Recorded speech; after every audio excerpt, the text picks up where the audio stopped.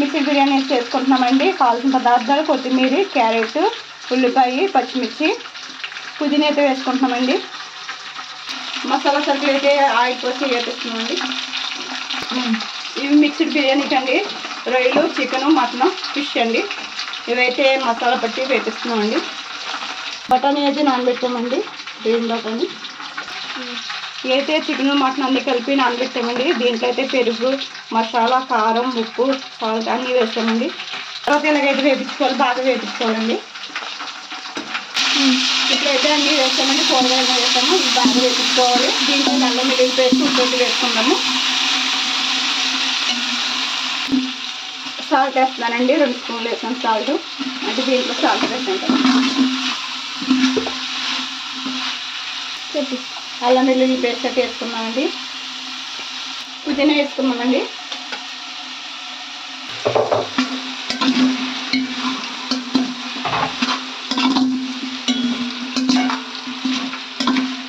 బఠానీ వేసుకున్నాం.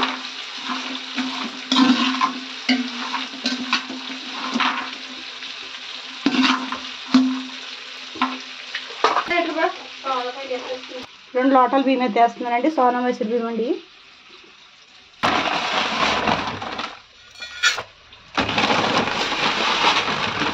రెండు లోటాల బియ్యం అండి. 3 లోటాలు నీళ్ళు వేసుకోవాలి. బియ్యం అయితే కడిగి పెట్టినామండి. ఒక అరగంట ముందు నానబెట్టుకోవాలి.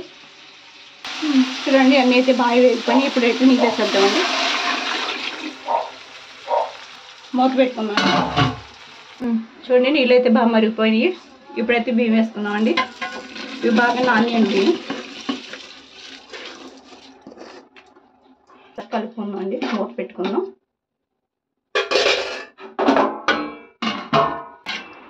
చూడండి బిర్యానీ అయితే రెడీ అయిపోయింది. ఎంతో టేస్టీగా ఉండి మిక్స్డ్ బిర్యానీ రెడీ అయిపోయిందండి.